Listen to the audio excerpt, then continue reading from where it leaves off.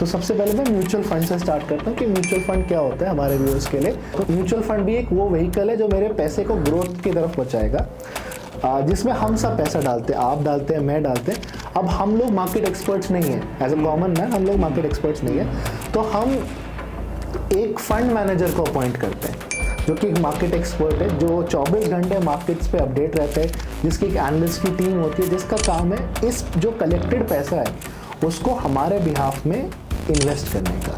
Mutual fund एक बहुत ही convenient platform है इन्वेस्ट करने के लिए। आज का 100 रुपया आगे गिरता रहेगा, इसलिए हमेशा मुझे इंश्योर करना है कि जहाँ पे भी मैं इन्वेस्ट कर रहा हूँ सर, टैक्स डिडक्ट करने के बाद मैं इन्फ्लेशन को बीट कर पाऊँ। अगर आप अपनी फाइनेंशियल लिटरेसी को जब स्कोर करते हैं तो 10 में से अगर आपके पास 8 नंबर नहीं है ना, तो आप ट्रेडिंग मत करिए, क्योंकि ट्रेडिंग में एक बहुत इंपॉर्टेंट था। जब मैंने करियर स्टार्ट किया था मैम, तब मेरे मेंटर ने सिखाया था कि ट्रेडिंग में हमेशा ब्रोकर पैसा कमाता है।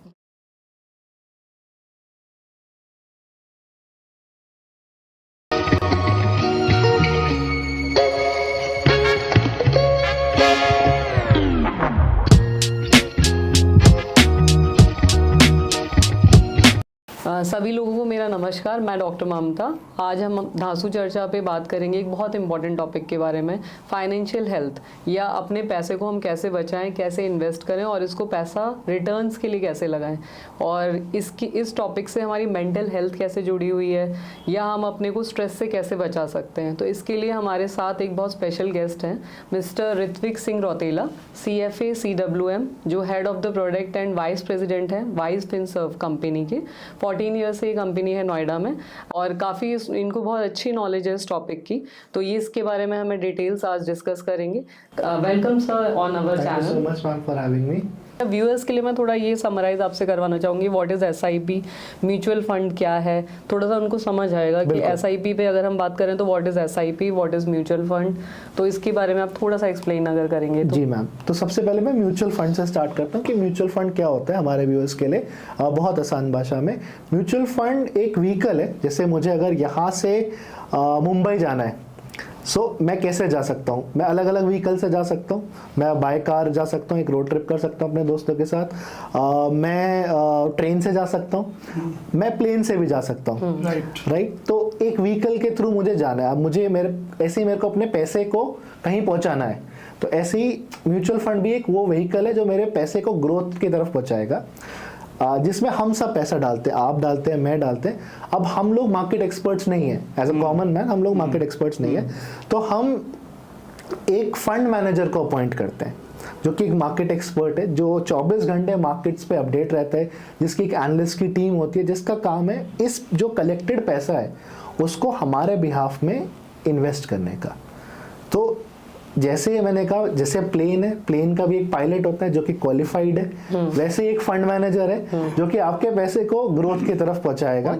एंड ये हम सब अपने एसेट्स को थोड़ा थोड़ा पूल करके, जैसे मैंने 1 लाख रुपए दिए, आपने 1 लाख रुपए दिए, किसी ने 2 करोड़ दिए, किसी ने 10,000 रुपए दिए, हम सबको अरे जब एसेट्स को पूल कर लेंगे तो वो एक अच्छा कॉर्पस बन जाता है। तो उससे फंड मैनेजर को भी इंडिपेंडेंस मिलती है अलग अलग शेयर्स में इन्वेस्ट करने की। अगर कुछ शेयर्स ऐसे हैं, अगर मैं आज अपनी इंडिविजुअल कैपेसिटी में इन्वेस्ट करना जाऊं, तो कुछ शेयर्स ऐसे हैं जो 2,500 का एक शेयर मिल रहा है। मेरी इन्वेस्टमेंट कैपेसिटी, मुझे सिर्फ 10,000 रुपए इन्वेस्ट करने थे, तो 2,500 करने का तो सिर्फ मैं वो 4 शेयर्स लेके बैठूंगा। लेकिन उसी कंपैरिजन में जो फंड मैनेजर जो 100 और 1000 करोड़ का फंड बना चुका है हम सबके पैसे को लेके, तो मुझे उस शेयर का एक्सपोजर भी मिल रहा है, लेकिन मुझे उतना पैसा खर्च भी नहीं करना पड़ा। तो म्यूचुअल फंड एक बहुत ही कन्वीनियंट प्लेटफॉर्म है इन्वेस्ट करने के लिए। इसमें जो फंड मैनेजर है वो हर रोज आपको आपकी वैल्यूएशन दिखाता है, शो करता है, NAV के बेसिस पे आपको यूनिट्स एलोकेट होती है। तो ये म्यूचुअल फंड है। अब म्यूचुअल फंड में इन्वेस्ट करने के 2 तरीके मैम। एक, मेरे पास आज लमसम पैसा पड़ा है, मैंने उसको लमसम इन्वेस्ट कर दिया, इसे कहते हैं लमसम इन्वेस्टमेंट। दूसरा है कि मुझे पता है मेरे को पैसा धीरे धीरे आना है, हर मंथ कुछ ना कुछ आना है, तो मैं चाहता हूँ हर मंथ थोड़ा इन्वेस्ट हो। तो हर मंथ इन्वेस्ट करने या एक रेगुलर पीरियड में इन्वेस्ट करने को हम SIP यानी कि सिस्टमैटिक इन्वेस्टमेंट प्लान बोलते हैं। तो जब म्यूचुअल फंड में पैसा सिस्टमैटिकली जाएगा तो उसे हम SIP बोलेंगे। मतलब मैं अगर हर महीने इंस्टॉलमेंट के फॉर्म में भरना चाह रही हूँ म्यूचुअल फंड में, तो डेट इज SIP अगर मैं समराइज करूंगी। और म्यूचुअल फंड आपने बताया कि हम एक साथ, जैसे 1 लाख है मेरे पास या 2 लाख है, तो मैंने उधर डाल दिया, तो वो एक लमसम इन्वेस्टमेंट हो गया।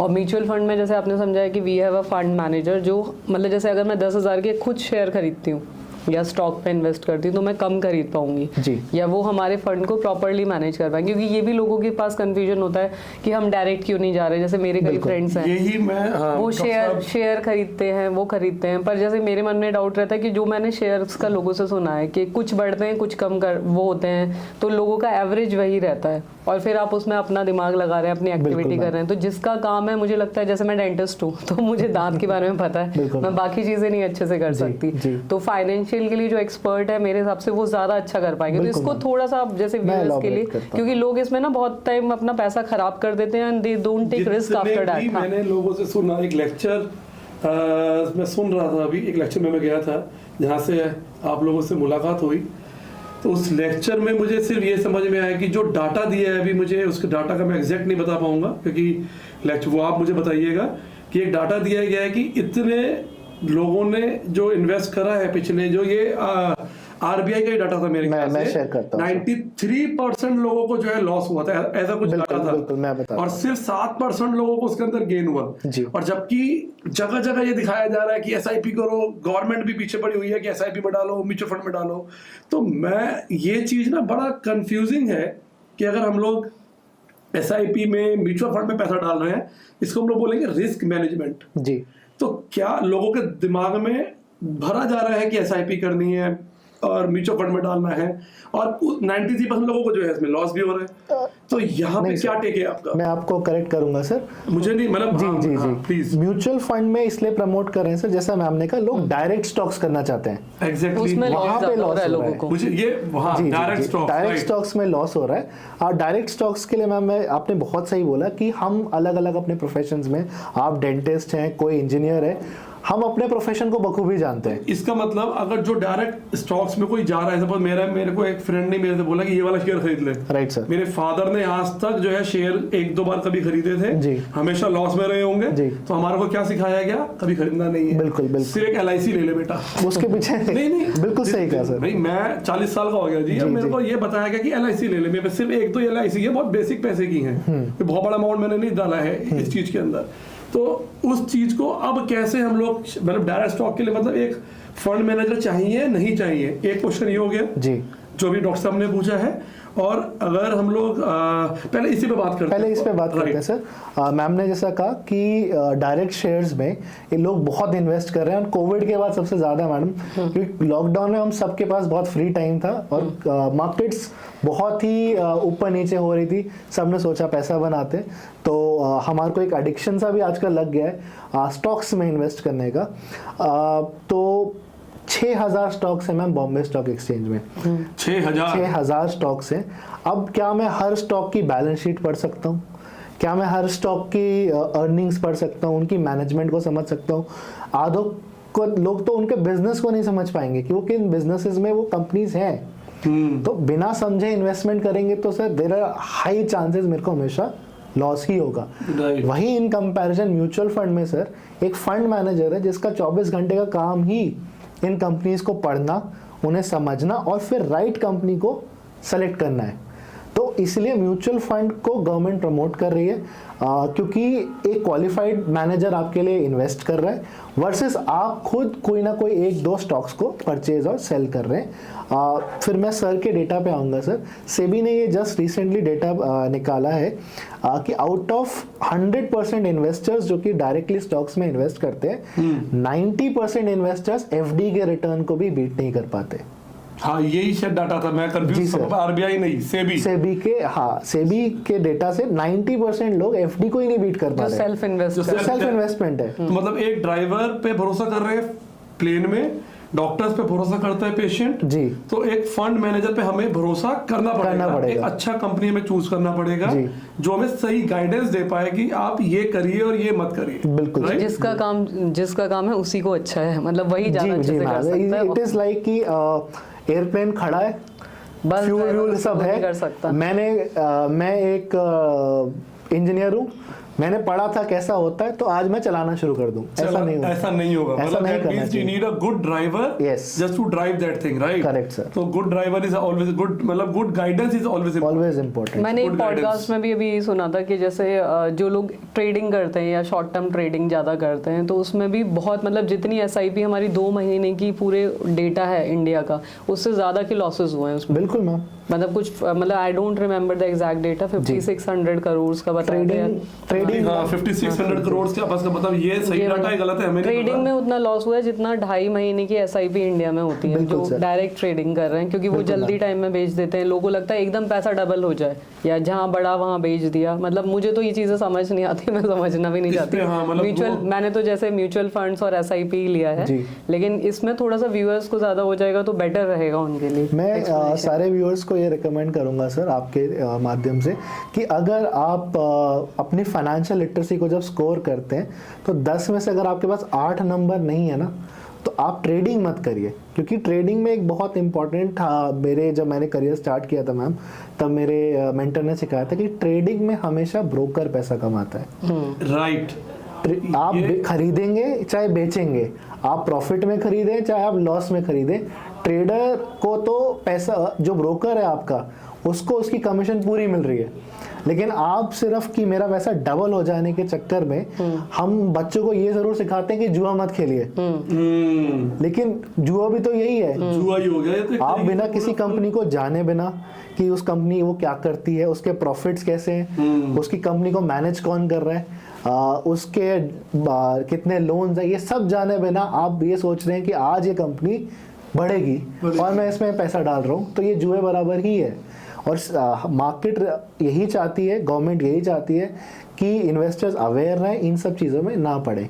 क्योंकि ऐसा नहीं है, एक बिगनर्स लक भी एक चीज़ होती है, जैसे हम कहते हैं कि जब आप पहली बार ट्रेडिंग शुरू करते हैं ना मैम, तो कुछ मुनाफा बन के आता है, वो लक ये बोलते हैं उसको। लक बोलते हैं, बिगनर्स लक। ये कसीनो में भी ऐसा ही होता है। कसीनो में भी ऐसे ही होता है। जब आप पहली बार मैं आज तक इसलिए गया ही नहीं हूं, डर के मारे कसीनो।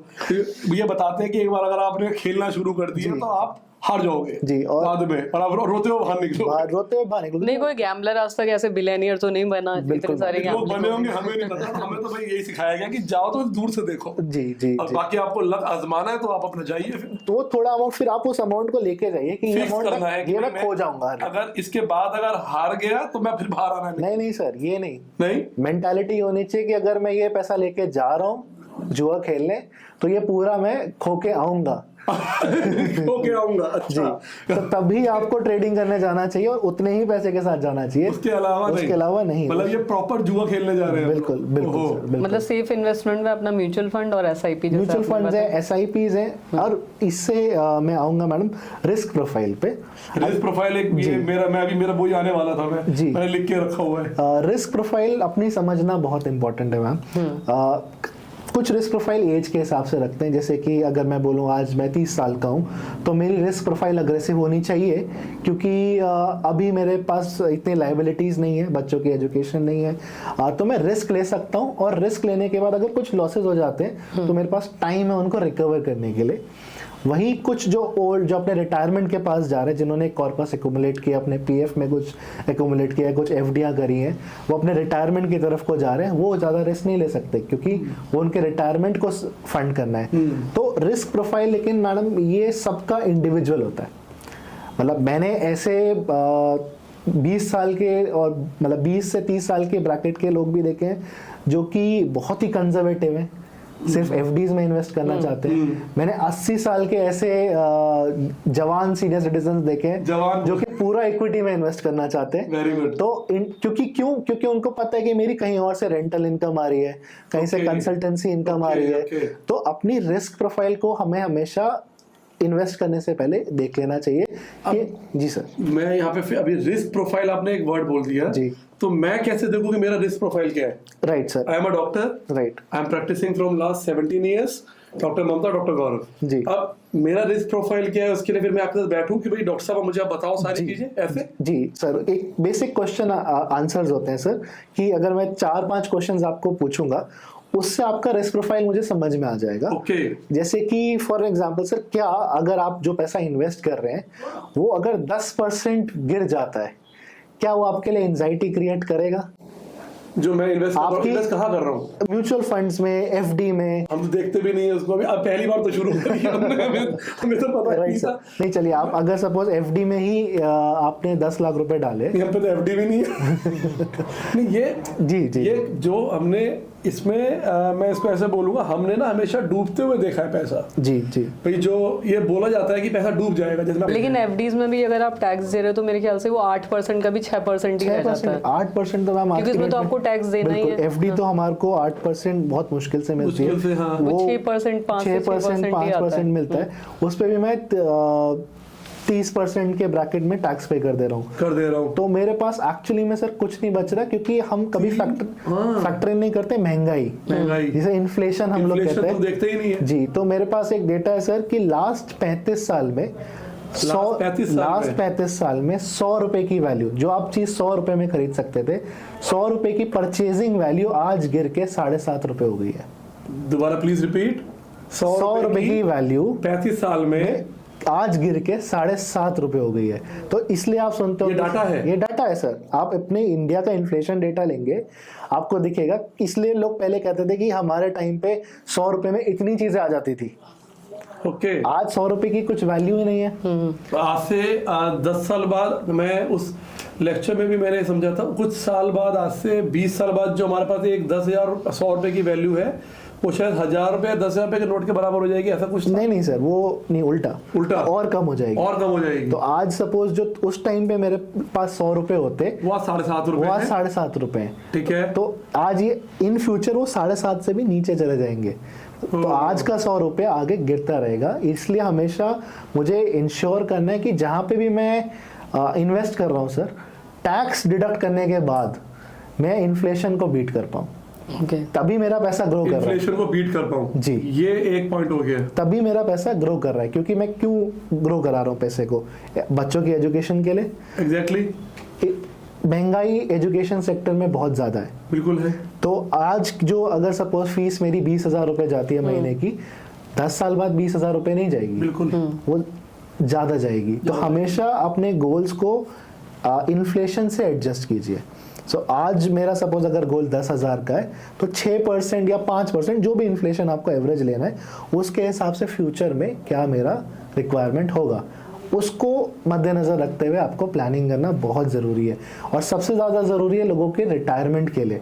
जैसे कि लोग सोचते हैं कि मेरे को इतना रुपया रेंट आ जाएगा, इतना मेरे यहाँ से आ जाएगा, और इतना मैं एफडी करा लूँगा, और ये मेरी आने वाली 20-30 साल की रिटायरमेंट लाइफ के लिए सफिशिएंट रहेगा।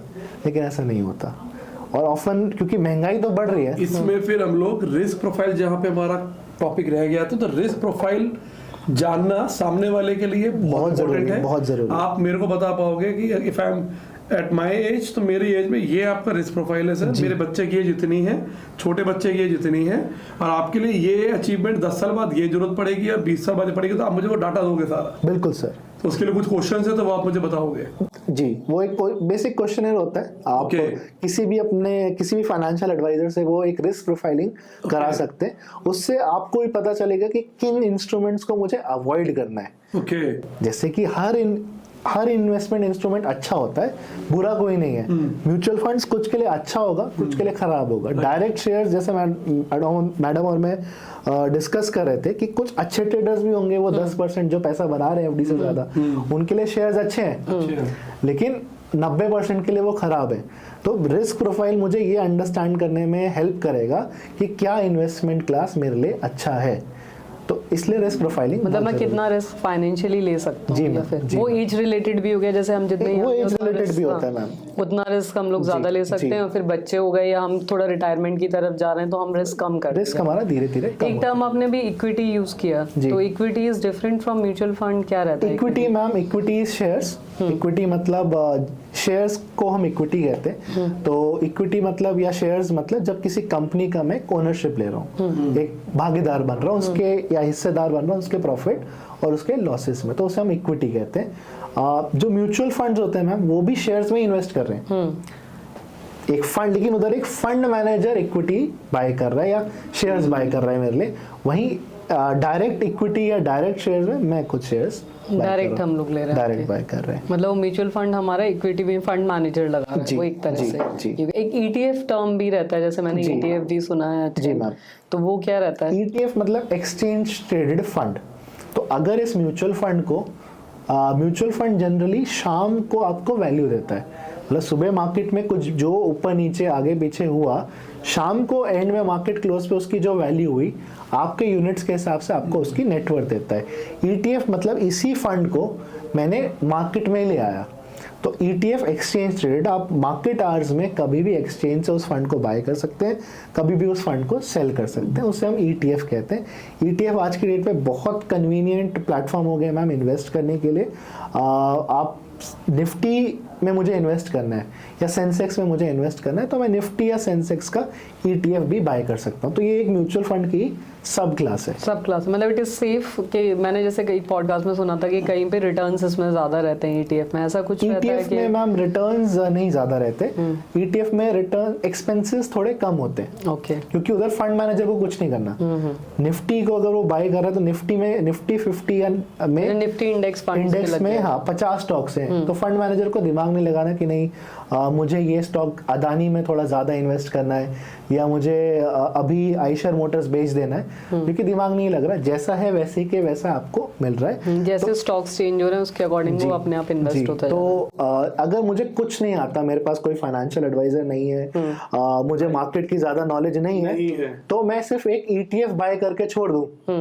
तो अगर मैं एक डेटा की बात करूं, 1979 से लेके आज तक सर जितने मार्केट में स्कैम हुए, जितने कोविड क्राइसिस 2008 के जो भी क्राइसिस आए, इन सब को भी मैं फैक्टर इन कर लूं तो सेंसेक्स ने 15.5% का रिटर्न दिया है। ओके।